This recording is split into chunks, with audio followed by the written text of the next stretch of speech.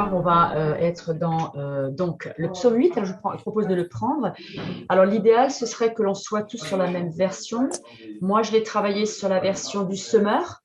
Donc, si vous pouvez la prendre sur cette version-là, ça n'empêche pas que voilà, vous ayez une autre version et que pendant la soirée, on puisse lire sur d'autres versions sur certains versets, mais on va prendre cette base-là pour qu'on ait tous la même.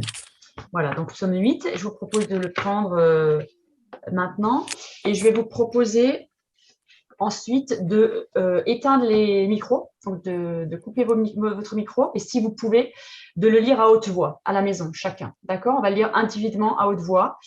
Si vous pouvez le faire là où vous êtes, ou en tout cas à mi-voix, éventuellement si vous êtes un peu gêné par le contexte autour. Donc, on va faire ça tout de suite.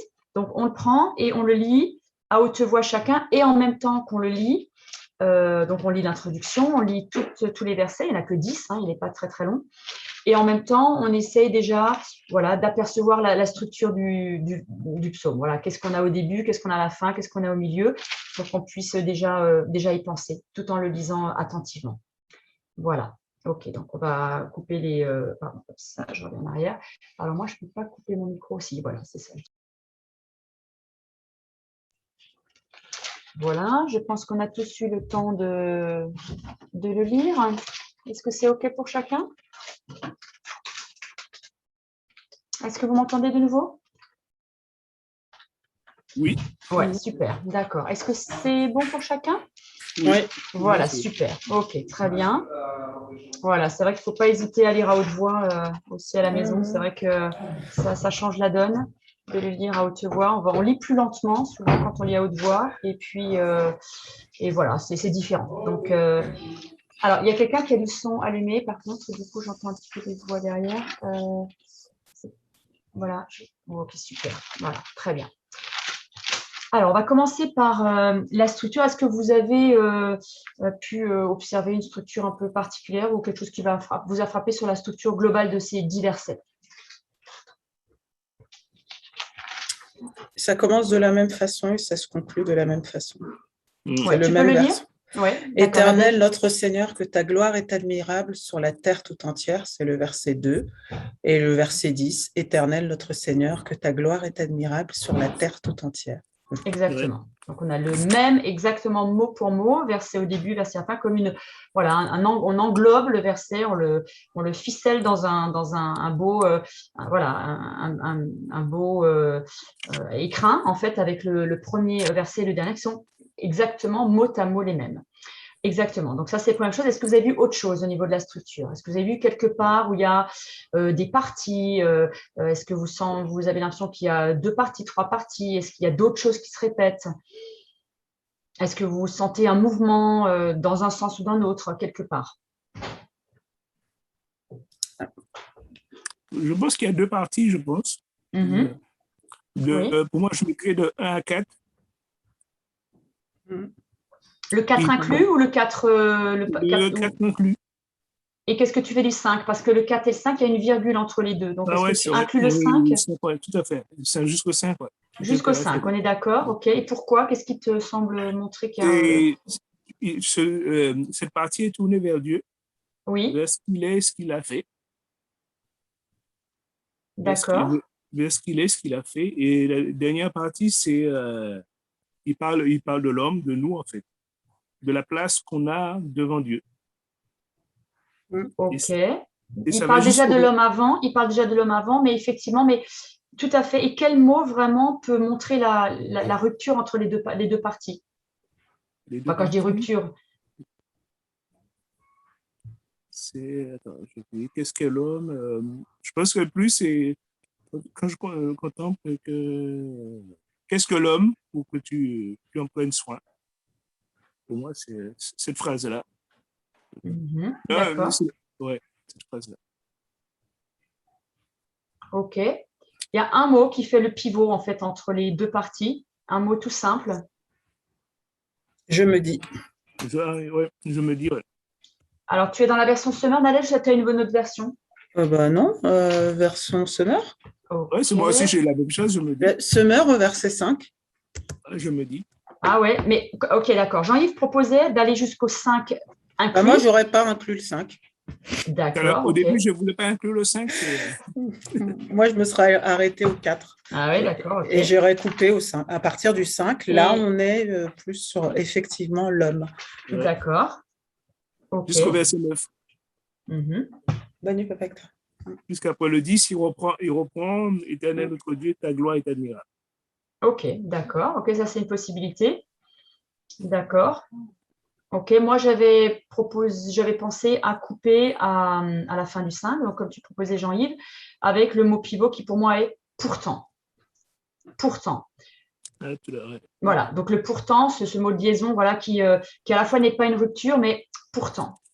On a ici une bascule qui se fait. Alors, ok, effectivement, on a cette partie-là. Donc, en tout cas, il est certain qu'on a deux parties voilà, particulières qui font comme un mouvement. Je n'ai pas eu le temps de faire des flèches, etc., mais on a un mouvement, pour moi en tout cas. Hein. D'abord, on a ces deux versets qui structurent le début et la fin. Et ensuite, dans la première partie, on a un verset qui commence par quoi? Après le verset introducteur, on a quoi? Dans le verset 2, après la phrase donc, qui se répète, on a quoi comme verset? Éternel notre Seigneur. Oui, donc ça, c'est la phrase donc, équivalente au début et à la fin. Mais le verset d'après, qui est donc dans la deuxième partie du verset 2, on a… Au-dessus du ciel. Voilà, alors on a le fameux au-dessus du ciel. Ensuite, au verset 4, quand je contemple le ciel. Et puis ensuite, on a au verset 7 et au verset 6-7, on a inférieur, régner sur on a des mots comme la terre, les pieds, et on a des choses qui nous mettent plus vers la terre, vers ce qu'on est nous, d'accord? Donc, on a une partie qui est au ciel, avec des choses qui sont vraiment liées à la splendeur de Dieu, à la gloire de Dieu, mais avec en même temps tout de suite de la bouche des enfants et des tout petits nouveau-nés. On a une espèce de systématique paradoxe entre la plus grande gloire de Dieu et en même temps tout de suite le nouveau-né qui est le plus fragile, le petit être le plus fragile qui est dans notre création d'homme et qui pourtant est là, celle qui reflète la grande louange de Dieu. Donc, on a un mouvement vers le haut, où on est au-dessus du ciel quand je contemple le ciel, et puis on a ensuite un mouvement mais qui immédiatement nous ramène au bébé, et puis après on a un mouvement inverse, où on a l'honneur, la gloire de Dieu, et puis ce règne que Dieu donne aux hommes, qu'il met sous ses pieds. Donc, on a à chaque fois une espèce de double mouvement, comme si, et là, j'ai pensé tout d'un coup ça, je me dis, oh, c'est quand même incroyable, quoi. Comme si Dieu ne voulait jamais de rupture entre le ciel et la terre, comme si c'était tout le temps, il voulait une connexion permanente entre le ciel et la terre, nous et lui et nous, la création, les êtres célestes, la splendeur, son éternité, et qu'il souhaitait qu'il y ait tout le temps un mouvement entre les deux. Et du coup, ça m'a fait penser à ce chant qu'on chante, assis avec Christ dans les lieux célestes. Et ça, c'est dans 1 Corinthiens 15. Donc, on va… j'essaie juste de voir si j'ai la main sur mon point-point, là. Oui, alors on va voir ça après, je vais revenir. En tout cas, j'ai pensé à ce cantique, mais on va lire ce verset tout à l'heure, on va le garder en réserve. Assis avec Christ dans les lieux célestes, il nous demande en fait de nous asseoir avec lui là-haut et de prendre du recul et de voir tout ça, de sa vision à lui. Et ce psaume, en fait, nous parle de la vision de Dieu, de comment Dieu voit la terre, comment il voit les hommes, comment il voit la création, quelle est sa vision. Et on a en fait cette espèce de double baromètre de la vision des hommes, de la vision de Dieu, et de cette espèce de mouvement haut en bas. Et ça me fait penser aussi à un autre mouvement, c'est où qu'on a un mouvement et qui d'ailleurs commence par descendre et qui monte ensuite. Il me semble, hein, si j'ai bien de souvenir. C'est quelle image en Ancien Testament où on a quelque part un mouvement comme ça de haut en bas, dans une vision? Dans une vision? Ouais. Un homme qui a une vision et il voit des choses qui montent et qui descendent. Ah, c'est vrai, Jacob. Ouais. Jacob a cette vision. Ouais. Et il voit donc… les anges qui montent et qui descendent. Voilà, c'est ça. Exactement. D'accord. Donc, on a vraiment souvent ce mouvement-là. Et je crois vraiment que la rupture que le péché a engendrée dans cette rupture, en fait, cette interaction en fait entre le ciel et la terre. Elle est vraiment rompue par le péché et par voilà, cette rupture qu'il y a eu, alors qu'il y a vraiment un mouvement de haut en bas que Dieu souhaite, comme quand il venait discuter avec Adam, avec Ève dans le jardin, il venait tous les jours discuter avec eux tous les soirs, échanger. Voilà, on ne sait pas trop où Dieu se situait, en haut, en bas, mais en tout cas, il venait échanger avec eux. Il n'y avait pas de rupture, en fait. Il n'y avait pas de rupture. Il les laissait totalement responsables du jardin, mais il venait voir si tout allait bien. Il voulait même pas voir si tout allait bien. Je ne sais même pas s'il venait vérifier. Non, je ne pense pas. Il venait simplement échanger, en fait, échanger avec eux, discuter. Voilà. Et en même temps, on sent que Dieu les laissait totalement libres et maîtres de faire leurs affaires, en fait, dans ce jardin où il leur avait donné la responsabilité. Et il venait interagir avec eux. Donc, on sent vraiment un Dieu qui, à la fois, qui prend de la distance, dans le sens où il laisse vraiment totale liberté à l'être humain, en laissant gérer. Et puis, en même temps, il a envie, voilà, d'échanger, de savoir comment ça va, comment on y arrive, comment ça fonctionne. Voilà. Et donc, on a ce mouvement-là. Ça, c'est ce que moi, j'avais pensé. Donc, lui et l'homme et lui, dans ce mouvement perpétuel, comme ça, et dans cette relation. Et ça m'a fait penser aussi à un chant qu'on a chanté dimanche, qui a été chanté par le groupe de louanges, dans ce chant qui s'appelle « Son nom est si merveilleux », qui commence par « Il n'a pas voulu la terre sans nous ». Hein, d'accord, et c'est vrai que ça m'a frappé. Alors le psaume 8 aussi, je l'ai choisi parce que Philippe a prêché sur une prédication de la semaine dernière, donc qui avait comme titre tu peux changer le monde, et il avait commencé par l'utilisation de ce verset pour signifier que l'homme est incroyable. Et d'ailleurs, qu'est-ce qui dans ce psaume nous montre que l'homme est incroyable? Quel est le verset vraiment qui est assez frappant, qui nous choque même un petit peu?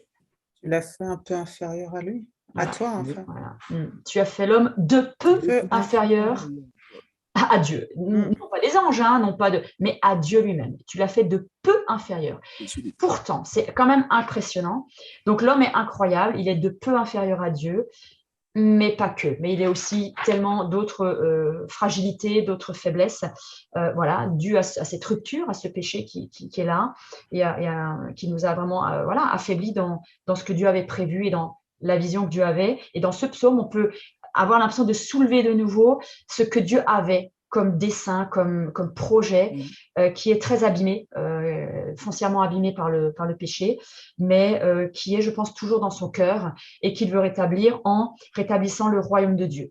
Et ce psaume, il faut qu'on le lise aussi par le filtre de l'enseignement de Jésus, qui est, dans sa quasi-totalité, le royaume de Dieu. Jésus vient parler, présenter, prêcher, mettre en place le royaume de Dieu, dans lequel il y a du merveilleux, il y a du miraculeux, il y a de la relation. Et ce psaume, il faut qu'on le regarde dans ce filtre-là, dans le filtre de Jésus et de l'œuvre de Jésus qui est à la création. D'accord ? Jésus est le Verbe qui crée cette création qu'on va voir dans ce psaume et qui en même temps l'accomplit par son œuvre à la croix et du coup par aussi son enseignement avant la croix et quand il établit le royaume de Dieu, il le dit, il le prêche, il le montre. Alors, on va continuer avec les noms de Dieu. Est-ce que vous pouvez me dire qu'est-ce qu'on a dans le verset 2 et 10? Donc, dans les deux versets qui ficellent le psaume, quels sont les noms de Dieu que l'on trouve et est-ce qu'on peut se rappeler de leur signification en hébreu? Éternel, c'est sûr. On a éternel, d'accord. Alors, éternel te fait penser à quoi, Jean-Yves? Quel est le mot qui qualifie le Dieu tout-puissant éternel? Ce Dieu éternel dont je suis, j'étais et je serai. L'infini. Oui, donc c'est quel autre nom qui ne se prononce même pas pour les Juifs? Yahweh. Oui, c'est Yahvé, d'accord. Donc Yahweh, donc l'éternel je suis, j'étais et je serai. On a ce premier nom qui commence et ce premier nom qui termine. Et on a éternel, notre Seigneur. Alors, notre Seigneur, que veut dire Seigneur? On se rappelle de ce que ça veut dire. Donc, on a Yahweh, Yahvé, éternel. Et ensuite, ce Dieu éternel, c'est mon Seigneur. En tout cas, il peut devenir mon Seigneur. Que veut dire mon Seigneur? Parce que ce n'est pas juste marqué Seigneur, il y a marqué notre Seigneur. Ou Seigneur. Mon Seigneur. Celui qui a autorité sur nous, oui. Exactement. Mon Seigneur, c'est Adonai. Et Adonai veut dire mon Seigneur. Seigneur. Et ça veut dire aussi, donc quand à l'époque ou dans les, voilà, encore dans les situations où on a des seigneurs et des servantes, Seigneur veut dire, Qu'il est au-dessus. ouais, donc le maître, hein, c'est le Le maître. maître. Voilà, ouais, c'est ça. Le Voilà, maître. exactement. Hein, le Seigneur, c'est mon Seigneur dans les anciens temps, c'est mon maître. Donc, on a éternel et qui devient notre Seigneur, donc notre maître. Donc, c'est pas, il reste pas juste dans ce psaume. L'idée, c'est qu'il reste pas juste l'éternel de la création de l'univers, voilà, mais c'est qu'il devienne dans ce mouvement qui descend mon Seigneur et mon maître. D'accord? Donc, on a encore une fois Dieu éternel qui, du coup, devient non pas le Seigneur, parce qu'il est déjà, hein, Yahweh est déjà le Seigneur de la création, il est le Seigneur des anges, il est le Seigneur de toute cette nature et ces créations célestes qui lui sont automatiquement soumis. Par contre, il n'a pas automatiquement soumis l'homme à lui. Il souhaite que l'homme se soumette à lui, en tout cas se donne à lui de façon volontaire et de façon acceptante, quoi, de façon libre. Et donc, du coup, le Notre Seigneur ne peut le devenir que si je l'accepte. Voilà. Donc, on a ces noms. Donc, on a les noms de Dieu dans ce psaume, voilà, au début et à la fin, qui enveloppent donc ce psaume avec Éternel Notre Seigneur et puis Éternel et Notre Seigneur. Alors, ce qui se passe, c'est que dans Éternel, que j'y crois ou pas, que je crois en Dieu ou pas, il reste éternel. Il est Yahweh, il est le Créateur, il est l'Éternel, le Dieu des armées, que j'y crois ou pas. Par contre, le Notre Seigneur, il ne peut pas être mon Seigneur si je n'y crois pas, si je ne le connais pas, si je n'ai pas cette relation avec lui. Vous voyez? Donc, on a vraiment, c'est quelque chose de beaucoup plus relationnel et personnel dans Notre Seigneur. Voilà. Mais Dieu, dans ce psaume, souhaite vraiment devenir ce Seigneur et devenir mon Seigneur et mon Maître dans cette relation, hein, dans ce mouvement-là. Alors, je vais vous laisser maintenant 2 minutes, hein, ça va peut-être suffire pour reprendre le psaume et trouver dans ce psaume, alors le double baromètre, on l'a vu tout à l'heure. On va peut-être lire ça avant de continuer, sinon je suis allée un peu vite. Est-ce que quelqu'un peut prendre, s'il vous plaît, le 1 Corinthiens 15, 25-28, et puis quelqu'un d'autre, le psaume 139? Parce que quand on a dit tout à l'heure que waouh, tu as fait l'homme de peu inférieur à Dieu, ça nous fait penser quand même à un psaume qui dit clairement quelque chose d'assez beau sur l'homme et la femme. Voilà. Et puis le 1 Corinthiens va nous parler de ce double baromètre. En fait, alors je veux bien que chacun peut-être partage ça. Vous me dites quand vous êtes prêts. Ok, Nadège, le 1 Corinthiens 15, on t'écoute. Il faut en effet qu'il règne jusqu'à ce qu'il ait mis tous ses ennemis sous ses pieds. Et le dernier ennemi qui sera anéanti, c'est la mort. Car, comme il est écrit, Dieu a tout mis sous ses pieds. Mais quand l'Écriture déclare « tout lui a été soumis », il faut, de toute évidence, en acceptant celui qui lui a donné cette domination éternelle, universelle, Et lorsque tout se trouvera ainsi amené sous l'autorité de Christ, alors le Fils lui-même se placera sous l'autorité de celui qui lui a tout soumis. Ainsi, Dieu sera tout en tous. D'autre part, pourquoi certains se font-ils baptiser pour les morts? S'il est vrai que les morts ne se ressuscitent pas, pourquoi donc se font-ils baptiser pour eux? C'est jusqu'à 28. Ah oui. Non, il fallait que je m'arrête. Non, en fait, j'ai peut-être mis un verset trop, mais voilà. Non, c'est moi. Oui, pas de souci. Donc voilà, on a cette vision donc céleste, on avait pensé à ce chant, hein, donc assis avec Christ dans les lieux célestes. Donc Christ qui fait cette œuvre voilà, de plénitude. Et puis, cette soumission. Voilà. Donc, on a cette soumission-là qui semble assez pesante dans 1 Corinthiens. Voilà. Mais en même temps, Christ se soumet au Père, en fait, dans une symbiose totale. Et donc, on a cette vision de cette domination de Dieu en tant que Yahweh, domination naturelle, hein, en tant que Dieu éternel. Et puis ensuite, je peux me soumettre à Dieu dans une soumission volontaire par l'idée qu'il soit mon Seigneur. Donc, on a ce passage de Corinthiens qui fait ce rappel. Et puis, dans Psaume 139, on a donc voilà, ce rappel ou cet écho par rapport à nous sommes de peu inférieurs à lui. Tu veux bien le lire, Jean-Yves, si tu l'as? Je te loue d'avoir... Vous m'entendez? Je te loue d'avoir fait de moi une créature aussi merveilleuse. Oui. Tu fais des merveilles et je le reconnais bien. Voilà, alors, voilà, tout à fait. Je le reconnais bien. On a souvent du mal à le reconnaître, mais il nous dit je le reconnais bien. Donc voilà, les créatures si merveilleuses, toute cette gloire voilà.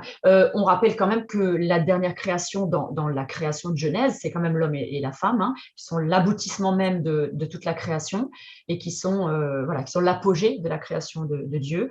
Et sa gloire, finalement, est vraiment là. C'est comme Dieu a voulu cette terre, cette création, avec cet apogée de la création avec l'homme. Le chef-d'œuvre, hein, c'est comme un chef-d'œuvre. Vous savez, aujourd'hui, dans le nouveau bac, hein, je ne sais pas si vous savez que dans le nouveau bac des bacs pro, donc des élèves qui sont en bac pro, il y a la création d'un chef-d'œuvre. C'est comme ça, c'est l'appellation officielle, hein, d'un chef-d'œuvre à la fin de leur terminale. Ils doivent faire une création. Alors, ça peut être différentes formes, hein, mais un chef-d'œuvre. Voilà. Donc, voilà, c'est ce qui clôture tout un travail, tout un effort. Et ce chef-d'œuvre, voilà, qui est ici Dieu, qui est ici l'homme et la femme. Alors, ça, c'est ce que Dieu a souhaité au départ, c'était voilà, ce désir-là. Alors, les noms de Dieu, on l'a vu. Alors, dans la création, est-ce que je peux vous laisser 2 minutes pour trouver, juste dans ce psaume, très rapidement, tous les éléments qui font écho à la Genèse, donc à la création. Rapidement, vous pouvez juste les repérer et on se les partage dans 1 minute ou 2 minutes. OK, donc est-ce qu'on peut lister rapidement les éléments qui nous rappellent vraiment la création de Dieu et on va voir comment ils s'articulent dans les 2 parties. Alors, qu'est-ce qu'on retrouve là dans la création? Le ciel que tes doigts ont façonné, les étoiles et la lune que tes mains ont disposées. C'est ça. Tout à fait. Donc ensuite, on a l'homme au milieu, hein, qui est vraiment là au milieu du psaume. Et puis ensuite, plus bas, on a... Donc moi, j'ai l'impression que c'est comme si l'homme était au centre, hein, vraiment au centre de cette création, hein, même s'il est créé en dernier, mais il est vraiment au centre en finalité. Et de la création, je m'entends. Hein. Et puis dans la deuxième partie... Tu as tout le bétail, gros et petit, les animaux sauvages, ouais. Tous les oiseaux dans les airs et les poissons de la mer.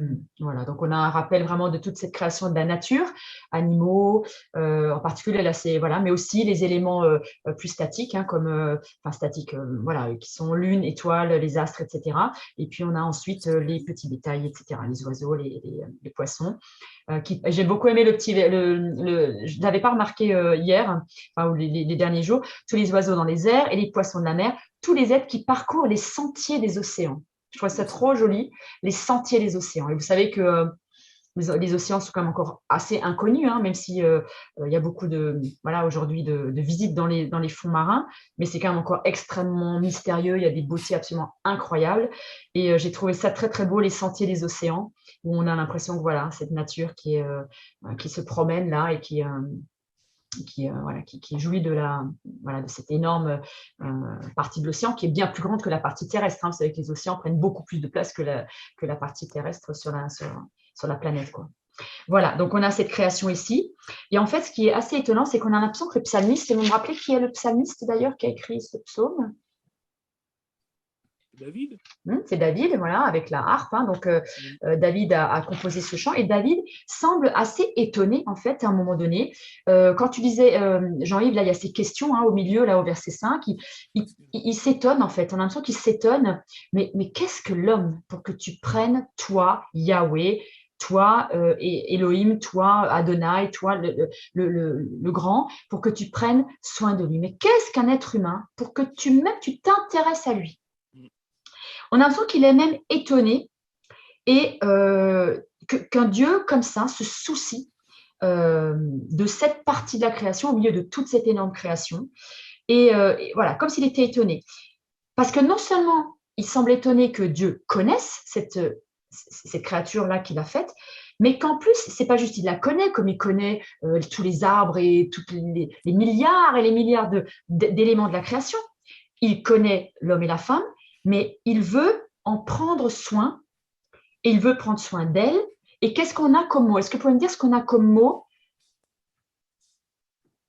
dans cette fameuse question où on sent que Dieu ne fait pas que s'intéresser à elle, mais il s'intéresse à lui. Oui, c'est ça. Donc, en fait, je suis un peu allée vite, mais donc il s'intéresse à lui, à elle, et il en prend soin. et il l'entoure. Il veut l'entourer en fait voilà, de tout son amour, de toute sa compassion, de tout ce qu'il est en fait. Hein. Et à ce verset 6, on a donc ce verset, tu es peu inférieur à Dieu. Et en fait, je ne sais pas si vous avez une petite note sur le mot Dieu au verset 6. Est-ce que vous avez une note dans le Dieu de « pourtant, tu l'as fait de peu inférieur à Dieu ». Que veut dire ici le mot Dieu, hormis Dieu, voilà, Dieu Yahweh, que veut dire en fait au-delà même de Dieu lui-même ce mot-là? Les êtres célestes. Oui, exactement, tu as être céleste.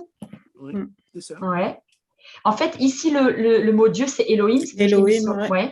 Et que veut dire Elohim en fait? Le Dieu. Ouais, quoi d'autre?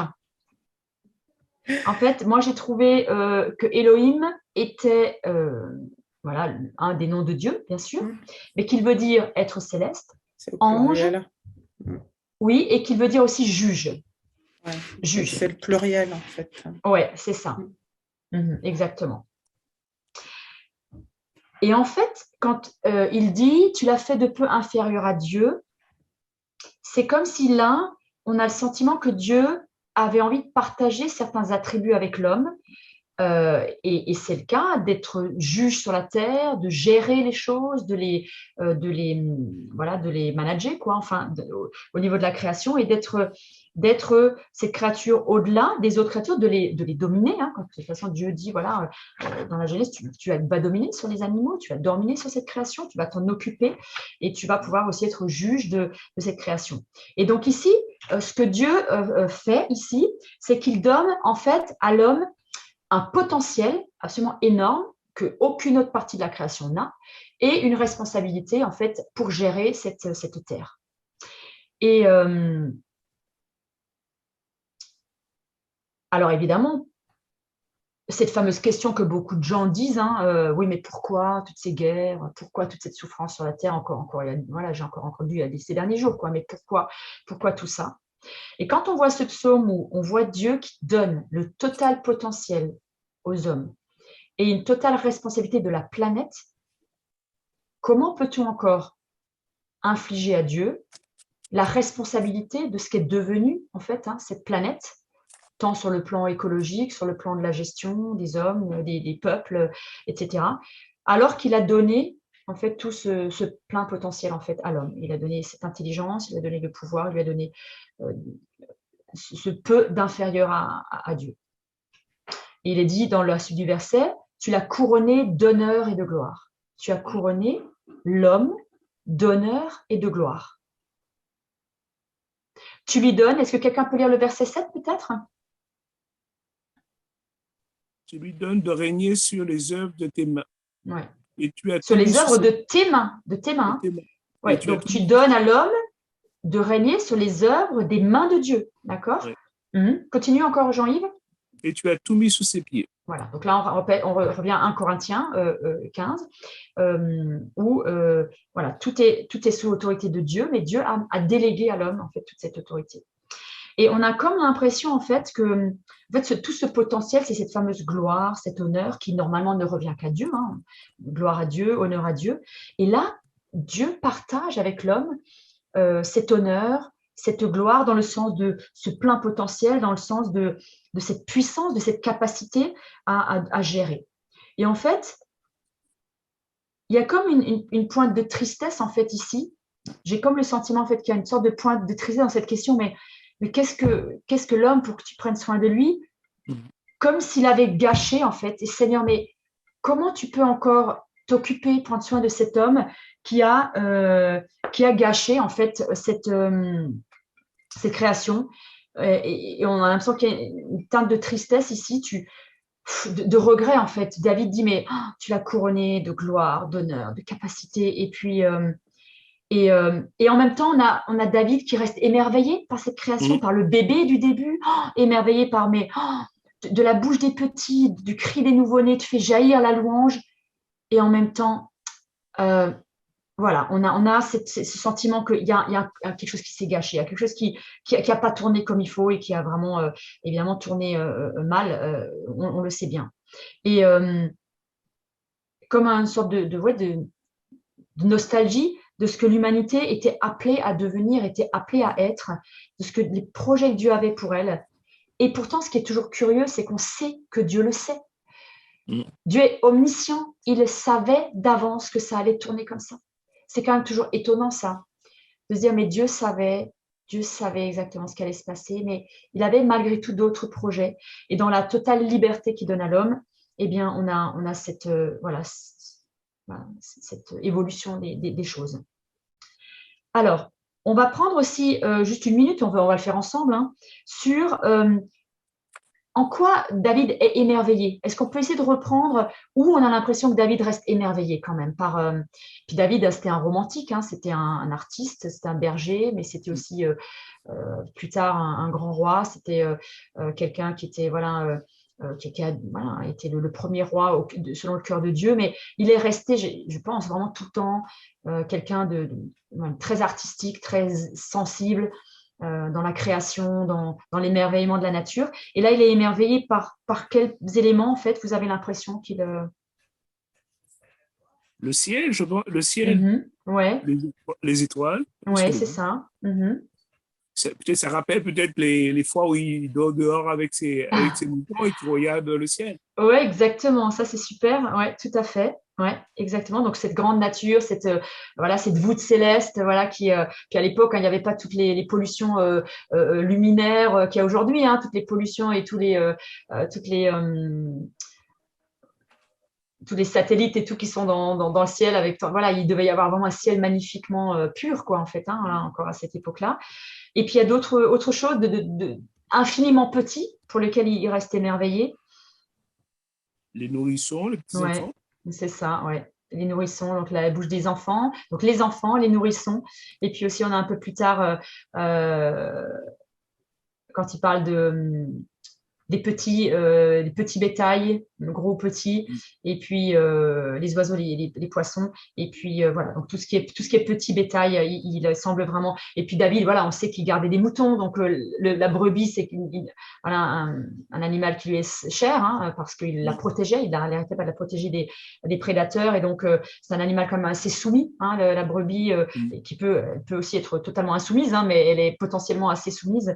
Donc il est habitué à ces animaux-là, et voilà. Et donc, et puis bon, c'est vrai que qui n'aime pas les bébés animaux. Alors justement, en parlant de ça, j'aimerais vous dire qu'il y a un film qui va sortir bientôt. Je ne sais pas si vous aviez vu le documentaire Demain. Demain, c'est un documentaire extraordinaire qui est sorti en 2015, qui parle de la situation actuelle de la planète, mais qui parle de 7 projets différents. Alors, ce n'est pas le film dont on va parler dimanche, mais un autre film avec des projets où les gens changent des choses autour d'eux, ils modifient et ils transforment autour d'eux avec des projets extrêmement positifs et avec plein d'enthousiasme et d'espérance autour d'eux, dans le côté local des choses. Et ce film, Demain, alors là, j'ai oublié, Louise, peut-être qu'elle sait, elle saura peut-être qui est le réalisateur du film. Demain.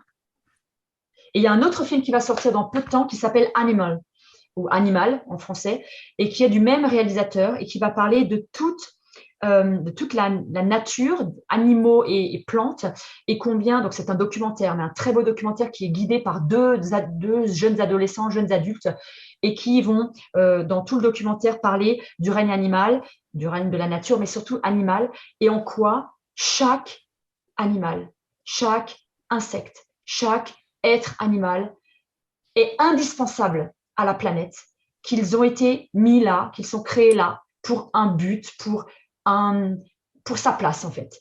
Et c'est un très très beau documentaire qui va sortir, et en ce moment il y a pas mal de documentaires sur ces problématiques de l'écologie, mais aussi de la planète, qui sont vraiment très très beaux. Donc voilà, je pensais à vous parler de ce film-là, Animal, qui va sortir en novembre, je crois, en novembre au début décembre.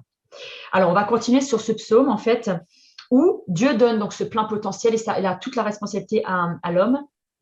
Pourtant, l'homme n'est pas propriétaire de cette terre. C'est Dieu, Yahweh, qui reste propriétaire de cette planète, du monde entier. Et quand on n'est pas propriétaire, mais qu'on jouit de quelque chose, comment on appelle ça en fait? Quels sont les termes qu'on peut utiliser lorsqu'on n'est pas On est propriétaire? locataire. Ouais. Ouais, donc Dieu a fait quoi? Il nous permet d'être locataire, d'être plus que locataire, puisqu'il nous demande quand même de nous occuper et de gérer. Tu dis? On a la gestion, c'est de l'usufruit. C'est ça, l'usufruit, ouais, gestionnaire, usufruit, ouais. Délégué aussi, hein, il délègue la responsabilité, il nous donne d'être ambassadeur, etc. Voilà, donc il délègue et il donne, en fait, ce qui est plus fort encore là, c'est qu'il donne la domination. Hein, quand il dit, voilà, je donne gloire et honneur à l'homme et je lui donne la domination sur ces êtres-là, et il délègue, il donne l'usufruit. Voilà, exactement. Et on a ici donc Dieu qui reste propriétaire et nous on est locataire, voilà, et il s'agit de s'occuper des travaux. Alors même si c'est voilà dans un cas concret c'est le patron ou le propriétaire qui paye, hein, qui normalement paye les travaux du logement, de l'appartement ou de la maison, mais là aussi, hein, je pense que c'est Jésus-Christ qui a payé le prix lourd hein, pour la rénovation de la planète hein, et de nos cœurs aussi. Il a payé le prix lourd, donc c'est quand même le patron qui paye hein, ici, hein, c'est le propriétaire qui paye. Exactement. Donc cette idée de domination, on l'a retrouvée donc dans le fameux passage de 1 Corinthiens 15. Tout à l'heure, on disait que ce psaume, il faut le regarder par le filtre de la mission de Jésus, cette mission continue, permanente, tout au travers de l'histoire, où ce ministère de Jésus, de la réconciliation, est là en permanence, avec la croix qui fait le pivot, où là, Jésus, pareil, dans ce mouvement, vient sur la terre, descend pour dominer sur la mort et remonte au ciel. Et on a toujours ce mouvement entre la terre et le ciel, où Dieu veut nous associer et par Christ, il veut nous associer et rendre, comme tu disais Nadège, le tout en tout à la fin du verset. Alors, cette responsabilité, elle n'est pas que globale en fait, hein, elle est aussi spécialement pour nous. Elle est spécialement pour chacun de nous en fait individuellement. Et on va voir juste encore trois parties sur comment du coup Dieu délègue cette responsabilité de gérer la planète, mais de gérer pas la planète parce qu'on n'est pas capable, nous, hein, de gérer la planète. Ce serait vraiment assez fou de se dire qu'on peut changer, mais dans un cadre local, dans un cadre de notre vie, de notre environnement, on peut avoir une influence. Et Esther avait cette influence dans son temps. Et est-ce que quelqu'un pourrait prendre le verset de Esther 4,14, s'il vous plaît, pour justement voir comment Dieu nous donne à chacun une sphère de responsabilité. Là où on est, pas ailleurs, pas dans un autre pays, pas demain, pas il y a 30 ans ou dans le passé, mais là où je suis, il nous donne à chacun de nous une sphère de responsabilité dans laquelle on a une sphère d'influence. Esther 4,14. Si quelqu'un l'a trouvé, je vous propose de le lire.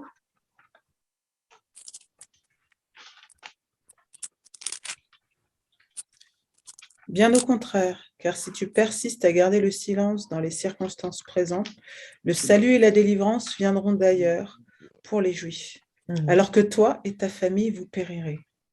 D'ailleurs, qui sait si ce n'est pas en vue de telles circonstances que tu es devenue impératrice. Voilà. Donc, on rappelle que le livre d'Esther est le seul livre qui ne mentionne jamais le nom de Dieu, d'accord? Jamais, jamais. Et pourtant, Dieu est présent partout. Et on a cette femme qui va devenir donc impératrice, reine, hein, impératrice, et qui, là où elle se trouve, aura une sphère d'influence pour une mission précise. Une mission précise. Pas 10, pas 20, pas 15, mais une seule. Et elle va pouvoir donc sauver, être un élément en tout cas déclencheur pour le salut du peuple juif dans ce cas-là. Et est-ce qu'on pourrait réfléchir juste une petite minute chacun à quels sont autour de moi, dans quel domaine je peux avoir une sphère d'influence, dans quel domaine je peux vivre, je peux revendiquer, je peux vivre et revendiquer le royaume de Dieu, je peux ensuite, on va voir le consacrer en fait, et puis m'engager davantage. Donc, qu'est-ce qui naturellement est ma sphère d'influence, ma sphère dans La laquelle je famille, vis. Oui, la famille déjà. tout à fait, oui. Quoi d'autre? Qu'est-ce qu'on a comme autre domaine? Le travail. Le Le travail, oui. travail, Si on travaille en extérieur, en tout cas, le travail. Oui. le voisinage, Tout à fait. Les Voisinage amis. proche, les amis, exactement, tout à fait. Donc, mes relations, hein, donc toutes mes relations dans le sens large, travail, amis, collègues, voisins, famille lointaine, enfants, etc. Et puis, évidemment, après, tous les endroits où on circule, tous les endroits où on est. Et c'est déjà un énorme, quand on réfléchit bien, en fait, hein, c'est déjà un énorme domaine, en fait, en réalité. Parce que je ne sais pas si on pouvait compter le nombre de personnes que l'on côtoie régulièrement. Alors, si on travaille en extérieur, on a plus ou moins beaucoup de collègues, peu ou beaucoup de collègues, mais ça fait un paquet de personnes hein, quand même que l'on côtoie ou que l'on côtoie un peu ou beaucoup, et en tout cas sur lequel on peut rayonner. Et donc, l'idée, c'est là de pouvoir vivre sur cette sphère d'influence et avoir… voilà, donc l'idée là, c'est comment le psaume, hein, du coup, je me l'approprie à moi, je me l'approprie, tu te l'appropries toi également, et comment de ce simple homme et qui est pourtant de peu inférieur à Dieu, eh bien, on peut s'approprier cela. Et s'attaquer du coup aussi aux conséquences personnelles de cette idée que Dieu nous donne cette sphère de responsabilité. Est-ce que vous aimeriez partager quelque chose par rapport à ça? Comment revendiquer, comment se positionner dans notre sphère proche en fait, d'influence? Comment je peux vivre le maximum dans cette sphère assez finalement proche de moi? en annonçant en annonçant quand je peux la parole de Dieu ou au travers de mes opinions, sans, sans, sans avoir l'impression de l'imposer, au travers de mes prises de position plus, pas des opinions, prises de position. Ouais, d'échanger déjà, hein, simplement Oui, d'échanger, tout à voilà, fait. sur des choses simples. Comme tu Échanger. disais l'autre fois, hein, je crois que c'était toi, Jean-Yves, qui parlait d'un collègue que tu voyais dans le bus, je crois, hein, que tu côtoyais dans Ouais, le transport, voilà, toujours la même personne, etc. Donc voilà, simplement vivre, hein, vivre de façon très naturelle et d'échanger. Alors des fois, on peut échanger plus, on peut aller plus loin, on peut échanger davantage sur des choses spirituelles, des fois, voilà, des fois moins, mais sur la vie, en tout cas, de toute façon déjà, et revendiquer. Alors, l'idée aussi là, c'est de revendiquer spirituellement, en fait, ces sphères d'influence, de vraiment pouvoir prier pour elles. Et donc, je vais passer à ce deuxième point sur le consacrer ce domaine, en fait, que Dieu m'a donné autour de moi, prier pour ces personnes, pour mes collègues, prier pour mon chef, pour mes supérieurs, prier pour les voisins, prier pour ceux que l'on voit souvent, ceux que l'on voit un peu moins, prier pour ceux qu'on rencontre régulièrement au magasin ou dans le transport, prier pour bien sûr nos enfants, nos familles, en sachant qu'aussi on n'est pas toujours les mieux placés dans nos familles. Hein. Jésus lui-même lui disait, voilà, on n'est pas toujours prophète dans son pays, donc on n'est pas toujours les mieux placés quand on est proche, mais on est là quand même. Donc consacrer ce domaine, c'est-à-dire aussi tout lui remettre, lui soumettre. Et là, on revient à ce qu'on a vu tout à l'heure dans la soumission. Éternel, notre Seigneur, tu es le maître aussi de ce qui est autour de moi dans mes sphères d'influence, maître de ma famille, maître de mon voisinage. Je te remets tous ces gens qui ne se sont pas soumis pour certains, mais par ma prière, je demande à Dieu voilà, je lui remets en fait toutes ces personnes et tous ces lieux.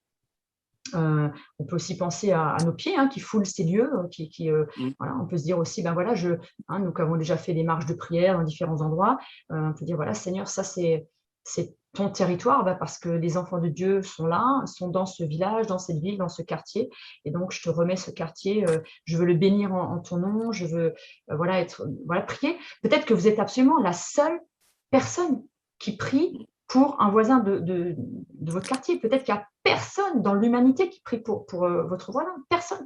Vous êtes peut-être absolument la seule personne qui prie pour tel commerce ou tel endroit autour de vous, tel quartier. Vous êtes peut-être la seule personne qui prie pour eux. Et des fois, ça me frappe. Je me dis quand je vais dans des endroits ou quand je vais, je sais pas, quand je vais par exemple à la chorale, la petite chorale gospel, là où je vais parfois un soir, tous les 15 jours, j'essaie d'y aller voilà, régulièrement. Je me dis, waouh, là, il y a des gens qui se réunissent, mais il y a peut-être personne qui prie pour eux. Et je me dis, voilà, il faut que je prie pour eux pendant que je suis là, et je prie pour leur vie, je les bénis, voilà, je parle à Dieu de ces gens. Peut-être qu'il y a des gens qui prient pour eux, hein. J'espère qu'il y en a d'autres, mais peut-être pas, on ne sait pas. Donc voilà, vraiment consacrer ces personnes, ces endroits, ces domaines à Dieu, vraiment, et ensuite m'engager. Dans l'engagement, du coup, c'est voilà, pouvoir aller plus loin, peut-être dans un engagement où je voudrais aussi, du coup, je repense à ça. Il y a d'autres psaumes qui parlent, qui nous encouragent, je ne sais pas si vous voyez auquel je pense, qui nous encouragent à être la voix dans des endroits où il n'y a personne qui parle, d'être celui qui va défendre le faible dans un endroit où personne parle, d'accord, voilà, oui, d'être la bouche qui va s'ouvrir, ou les mains qui vont faire quelque chose là où personne va s'engager, où personne va vouloir défendre celui qui est peut-être voilà, au travail ou ailleurs, ou son enfant, ou un enfant de l'école qui est peut-être malmené, ou qui est voilà. Et du coup, on a besoin d'être aussi ces bouches, ces mains qui vont défendre, on avait tout à l'heure dit qu'il y avait cette idée d'être juge aussi, que Christ, voilà, Elohim, ange, juge. Alors non pas juge dans un sens voilà, négatif du terme, mais d'être aussi dans certaines situations ceux qui vont oser en fait se positionner, oser dire à certains moments. Est-ce que ça vous est arrivé ça déjà d'avoir le sentiment d'être la bouche dans une situation où certaines personnes ne pouvaient pas elles-mêmes se défendre ou plaider une cause ou aller réclamer un dû, je ne sais pas, même dans une administration ou dans quelque chose, et vous avez aidé à faire une démarche ou peut-être. Parce que quand on intervient pour un voisin, pour aider quelqu'un à remplir un papier, pour aider quelqu'un à faire des démarches, c'est de toute façon, même si on ne dit pas qu'on est chrétien. Même si on ne dit pas qu'on est chrétien. Dans ce sens. Oui. Sans dire qu'on défend la personne, mais on aide la personne. De par mon métier, habituellement, ça fait partie de mes tâches, donc c'est un peu difficile. C'est difficile, tu trouves? Parce que c'est déjà ton positionnement, c'est ça que tu veux dire? Ben oui, j'ai ces équipes avec différentes problématiques et consorts, je suis obligée d'intervenir aussi pour ça. Oui. Mais en même temps, tu interviens en tant que chrétienne, donc avec un... Beaucoup, parce que je profite aussi de ma position de chrétienne qui est connue d'ailleurs, parce que quand j'ai l'occasion de prêcher, je prêche quand même. Bon, je ne me mets pas en train de prêcher parce que je n'ai pas le droit de prêcher au boulot, mais je dis, bon, vous savez que moi je suis chrétienne et que dans la Bible, c'est écrit comme ça, comme ça. Bon, des fois par une discussion, des fois les gens posent des questions et par mes collègues musulmanes, je sens il y a un respect qui est là. Pas du fait que je sois leur cadre, mais du fait que je sois chrétienne et que je connaisse de quoi je parle. Ah, c'est sûr, tu as un très beau positionnement par rapport à ça, c'est ça. Sans en abuser, mais tu sais très bien le doser, quoi. Effectivement. Oui. Et puis, dans les décisions que tu prends, voilà, tu peux effectivement réclamer à Dieu la sagesse. Voilà, enfin, ça, c'est important dans les... Ça, toujours, avec des différentes problématiques, des problèmes de toutes sortes. Si je ne remets pas ma journée entre les mains du Seigneur, je ne sais pas comment je la vis après. Oui, c'est ça. Est-ce qu'il y a d'autres témoignages par rapport à ça, sur les engagements dans lesquels vous avez pu être bouche ou main? Alors, bien sûr, il y en a plein, des situations, mais peut-être une récente auquel vous avez fait face et vous avez pu être voilà, revendiqué, consacrer quelque chose à Dieu dans votre sphère proche où vous vous engagez. Ok. Bon, je pense qu'il y a... situations certainement multiples, hein, auxquelles on ne pense pas forcément, mais voilà, où on peut, voilà, on peut quand même défendre aussi des choses, des intérêts. Alors après, c'est pas forcément strictement directement lié à Dieu, mais à des injustices ou à des situations qui sont pas acceptables. Et puis, on a besoin vraiment de se positionner aussi de prendre position quoi, sur des. Alors, c'est difficile, hein, c'est délicat, hein, sur des mensonges, sur des choses qui peuvent être dites même par des supérieurs. Hein, ça peut être compliqué, mais voilà, comment, quand on perçoit les choses, pouvoir être porteur de vérité. Alors, c'est pas toujours, c'est parfois délicat, mais en même temps, c'est important. Et on va continuer encore dans la conclusion, du coup, là, de cette idée d'engagement. Et aussi de partage, comme vous venez de le dire, c'est de partager aussi autour de nous cette vie abondante, parce que dans ce psaume, c'est quand même, même s'il y a cette peut-être pointe de tristesse de qu'est-ce que l'homme est devenu, hein, toi, Dieu qui avait ce plan absolument, cette vision incroyable pour l'homme, ces projets incroyables, et ce péché qui vient quand même abîmer, mais on a quand même beaucoup de belles choses dans ce psaume qui reste vraiment un émerveillement, et puis un psaume qui nous dit, voilà, de peut-être, pas de peut-être, par Christ, même si le psaume ne parle pas de Jésus, mais par Christ, nous on le sait, hein, puisqu'on a le recul avec le Nouveau Testament, de pouvoir vivre de nouveau cette relation totalement rétablie, ou en tout cas rétablie avec Dieu, et du coup de pouvoir à nouveau régner sur les œuvres de tes mains, donc régner autour de nous sur ces sphères d'influence. Et du coup, voilà, partager aussi une vie différente, une vie avec Dieu, une vie qui peut être abondante, qui n'est pas la plus facile, qui est peut-être certainement pas la plus facile, mais qui est une vie éternelle, qui est une vie abondante, une vie éternelle qui, du coup, refait ce lien avec le éternel, notre Seigneur, et puis une vie dans laquelle Dieu peut avoir une influence dans tous les domaines de notre vie et peut être, peut entrer en fait dans toutes les sphères de notre vie. Il y a aussi un appel dans l'engagement à l'excellence.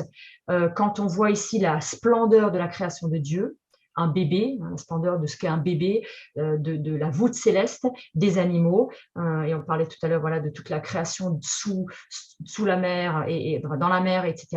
Il y a aussi vraiment, je pense, une volonté de Dieu d'être dans l'excellence, d'être dans chercher à faire le mieux possible, comme lui l'a fait dans la création et comme lui le ferait, et de pouvoir nous coller à cette volonté de Dieu de faire les choses le mieux possible, avec le plus de sérieux possible, avec le plus d'engagement possible, le plus de vérité possible, malgré notre faiblesse, mais du coup dans aussi cette idée de la transformation que Dieu veut faire en nous. Ce psaume 8 est aussi, on va aussi finir avec une promesse, en fait, on va finir avec Philippiens 4.8, mais ce psaume est aussi entouré de deux autres psaumes, le psaume, enfin pas entouré, il est suivi du psaume 9 et du psaume 10, et on va voir dans le psaume 9 et 10 où là, il est question de pas mal de méchanceté, en fait, de la méchanceté de l'homme, de la méchanceté des insultes, du méchant, de la ruine, etc. Et l'idée est quand même que on puisse se réfugier dans ce Dieu créateur. Et je vais vous proposer de prendre le Philippiens, puis après on va lire dans le psaume 9, un verset juste pour conclure. Donc dans Philippiens 4.8, si quelqu'un voudrait le prendre. Philippiens 4.8, où là on a cette idée de ce Dieu qui veut pour nous l'excellence, non pas l'excellence pour être dans l'orgueil et dans la toute-puissance, mais dans cet émerveillement du petit, du bébé, de la brebis, de l'animal petit. En même temps, dans cette pureté du bébé et du petit animal dont on parle en bas, de l'oiseau, du poisson qui est dans la mer, on a ce Philippiens 4.8 qui nous parle aussi des projets de Dieu, du secret de Dieu pour nous. En tout cas, frères et sœurs, voici ce qui doit vous intéresser. Ce qui est vrai et mérite d'être respecté, tout ce qui est juste et pur, ce qu'on peut aimer et approuver, tout ce qui est très bon et ce qui mérite félicitations. Amen. Tout à fait, voilà. autre version qui peut-être résonne dans notre tête peut-être plus familièrement, que tout ce qui est vrai, tout ce qui est honorable, tout ce qui est juste, tout ce qui est pur, tout ce qui est aimable, tout ce qui mérite l'approbation, ce qui est vertueux et digne de louange, soit l'objet de vos pensées. Voilà. Jésus manifeste toutes ces caractéristiques. En Jésus, tout est en lui, tout est en Christ, tout est dans Dieu le Père et le Saint-Esprit.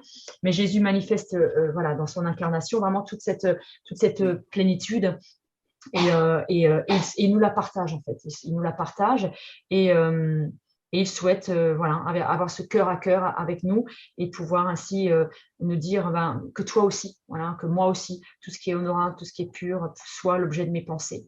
Et je sais que Nadège, le verset, si je ne me trompe pas, Nadège, un de tes versets préférés, c'est ce verset du renouvellement des pensées, hein, dans Éphésiens. Et on est proche de ça ici, évidemment. Et ce renouvellement des pensées ne se fait que par l'œuvre de Christ, l'œuvre du Saint-Esprit, par Jésus en nous. Elle ne peut pas se faire par nous-mêmes, même si on peut faire beaucoup d'efforts, mais l'apôtre Paul lui-même disait, voilà, quand je fais des efforts, c'est pas ce que je veux faire, et quand je veux en faire, c'est pas ce qu'il faut, et puis ce que je veux, c'est pas ce que je fais. Enfin, voilà, on est toujours dans cette lutte quand même compliquée, hein, où voilà, la tête veut des choses parfois, mais ça suit pas dans la transformation intérieure, parce que c'est une transformation de fond, et on est totalement dépendant de Dieu pour ça, dans cette transformation. Et voilà. Donc, il y a cette promesse que Jésus, dans l'accomplissement, donne accès en fait à ces changements, à ces transformations. Alors, pour terminer, on va aller sur le psaume 9, au verset 10. Et on va repenser à ce verset dans le psaume 8 où il est dit tu prends soin de l'homme. Qu'est-ce que l'homme pour que tu t'occupes de lui, tu t'intéresses à lui et tu prennes soin de lui? Et on va lire dans le chapitre, dans le psaume 9, au verset 10 et 11. Deux versets si quelqu'un l'a trouvé. Donc psaume 9, 10 et 11, c'est juste à côté, moi c'est sur la même page. Oui, l'Éternel est un refuge pour ceux que l'on opprime, un lieu fort en temps de détresse. C'est pourquoi ceux qui le connaissent ont placé leur confiance en toi. Ceux qui te connaissent ont placé leur confiance en toi. Et après, car toi, jamais tu ne délaisses, ô Éternel, celui qui se tourne vers toi. Voilà. Donc, on a éternel, ô Éternel, de ce Yahweh, qui jamais ne délaisse celui qui se tourne vers lui. Donc, Dieu ne délaisse pas sa nature, ne délaisse pas sa création, ne délaisse pas globalement, mais il ne délaisse pas encore plus spécifiquement celui qui se tourne vers lui. Il ne le délaisse pas. Et il est un refuge en temps de détresse pour ceux qui te connaissent et qui ont placé leur confiance en lui. Donc là, Dieu nous invite vraiment, l'Éternel, le psalmiste nous invite vraiment, et c'est encore David, à vraiment placer intentionnellement notre confiance en lui. Dieu a fait confiance à l'homme pour s'occuper et gérer cette planète. Il y a eu problème, il y a eu une totale dérive sur les projets qui étaient là, et Dieu nous réinvite malgré tout à ce qu'il soit un refuge pour nous, à ce qu'on mette dans nos temps de détresse, dans nos temps de tempête, qu'il soit toujours un lieu fort pour nous, qu'il reste ce lieu fort, et que l'on puisse le connaître, et que l'on puisse être vraiment proche de lui, et que du coup, quand Dieu nous dit, quand le psaume 8 nous dit pour que tu t'intéresses à nous, eh bien, que ce ne soit pas juste un intérêt de Dieu pour nous, mais vraiment une relation où Dieu s'intéresse à nous profondément, à tout ce qui fait notre vie, tout ce qui fait notre quotidien. Et ça, je pense qu'on a vraiment besoin de le partager autour de nous, dans notre sphère d'influence, de vraiment partager que Dieu s'intéresse à tout ce qui fait notre vie. S'il s'intéresse au bébé dans laquelle la bouche, le cri du nourrisson, lorsque le nourrisson fait ce premier cri, c'est la gloire de Dieu qui éclate, c'est assez impressionnant que dans ces plus petites choses, les plus humbles choses, la gloire de Dieu s'y trouve. Alors d'autant plus dans l'homme qui a toute sa capacité pour gérer, quoi. Alors qu'on puisse vraiment ici, voilà, du coup, repenser à notre sphère d'influence et pouvoir vraiment prier pour tous ces domaines autour de nous, tous ces gens autour de nous, mais aussi des lieux, des endroits que l'on foule voilà, au quotidien, en fait. Les routes sur lesquelles on est, quand il y a un accident sur la A15, et bien qu'on prie pour ce qui vient de se passer, qu'on soit vraiment tout le temps à l'affût de prier pour ce qui se passe. Même à haute voix, Seigneur, bénis vraiment voilà, cette voiture qui vient d'être accidentée, les gens qui étaient là, et personne peut-être prie pour ça, peut-être personne, mais toi, tu es passé avec ta voiture juste à côté. Il faut prier pour la situation, prier pour voilà, nos supérieurs et puis nous engager, des fois ouvrir la bouche, des fois aller au-delà que juste consacrer et revendiquer spirituellement. Est-ce que vous avez autre chose que vous aimeriez partager sur ce psaume 8 ? Un verset qui vous a particulièrement parlé ou si ça vous fait penser à d'autres choses qui sont au-delà encore, qu'on n'a pas évoqué. Je pense qu'il est assez facile à mémoriser. Je pense d'autant qu'il y a pas mal de chants qui se sont inspirés de ce psaume. Quand je contemple, voilà, il y a plein de chants qui sont inspirés de plusieurs chants en tout cas qu'on connaît, de ces psaumes-là. Ça fait penser aussi, je pense, à une comparaison entre le début et quand il parle de l'homme, c'est un peu la prière, le Notre Père de Jésus. Oui. Qui commence avec Notre Père qui est aux cieux, que ton nom soit sanctifié, qui d'abord glorifie le nom de Dieu, puis après qui parle de l'homme, ne nous induis pas en tentation, pardonne-nous nos péchés. Oui. Je pense qu'il y a un peu ce comparatif entre les deux, le psaume 8 et la manière dont Jésus présente la prière du Notre Père. Tout à fait, oui. Je ne sais pas si je me fais comprendre. Oui, tout à fait. Ah, oui, il y a une petite ressemblance. Ah oui, oui. Oui, et puis qui finit, la prière du Notre Père qui finit aussi avec la gloire, la puissance et l'honneur. Hop, on boucle. On a toujours cette boucle qui se clôture, en fait, qui revient toujours à Yahvé, quoi. Éternel Dieu Tout-Puissant. Voilà, effectivement. Qui est là, je suis, de toute éternité, quoi qu'il arrive. Exactement. Autre chose que vous souhaitez partager sur ce psaume ? Écoutez, alors je vous encourage à peut-être vous attaquer à l'apprendre par cœur, à m'encourager à l'attaquer, à le mémoriser, avec ce premier verset qui est le même que le dernier, avec ces deux parties, avec ce pourtant au milieu, avec au-dessus du ciel, quand je contemple le ciel, et puis ensuite la nature en bas, l'homme de peu inférieur à Dieu, et puis toutes les petites créations, et qui termine par éternel, notre Seigneur, que ta gloire est admirable sur la terre tout entière. Sur la terre tout entière, vous voyez, il ne dit même pas dans les cieux, ça c'est juste évident, mais sur la terre tout entière. Et c'est vrai que c'est peut-être un peu difficile aujourd'hui de se dire, waouh, comment cette gloire, elle est visible sur la terre tout entière quand on voit l'état de la planète à tout niveau. Et pourtant, la gloire, elle est là. Et la gloire, elle est incarnée dans les enfants de Dieu qui sont sur cette planète et qui sont là. Et donc, on puisse le prendre comme une responsabilité vraiment importante, en fait.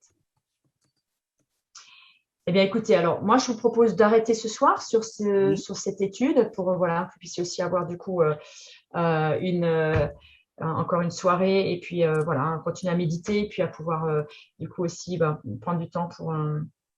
à l'occasion, mémoriser ou essayer de mémoriser les parties petit à petit. Et puis, on reverra Brigitte à une autre occasion pour un atelier de la parole, pour étudier et puis voir les structures et voir comment on peut mémoriser, on peut comprendre la façon dont sont écrits aussi les textes et ce qui est caché à l'intérieur. Voilà, écoutez, on va prier ensemble si vous voulez. On va prier aussi pour nos sphères d'influence, pour tous ceux qui sont autour de nous, nos voisins, et tout ce qu'on a cité tout à l'heure. Et le Seigneur nous donne vraiment le discernement de voir ce qu'on peut faire, à quel moment c'est judicieux ou pas.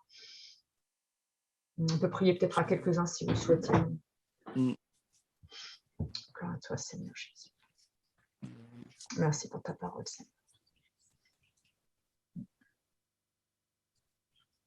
Merci, Seigneur, pour ces poèmes. Merci pour ces psaumes, mon Dieu, qui sont des poèmes, des œuvres d'art, en fait, qui sont vraiment belles, qui sont parfois légères, parfois sombres, parfois elles ont les deux. Merci pour David qui a été tellement inspiré. Merci pour cet artiste, mon Dieu, pour ce berger, ce roi, qui était vraiment selon ton cœur et on est tellement enrichis par tout cela. Merci pour tous ceux qui écrivent aussi aujourd'hui des textes, qui écrivent des poèmes, des chansons, qui écrivent des cantiques, qui écrivent des choses dans notre temps aussi. Merci d'inspirer vraiment les chrétiens et à pouvoir composer, écrire et pouvoir parler de toi, de nous, de l'homme, de Dieu, de la nature, de la création, de tous ces sujets qui font notre vie.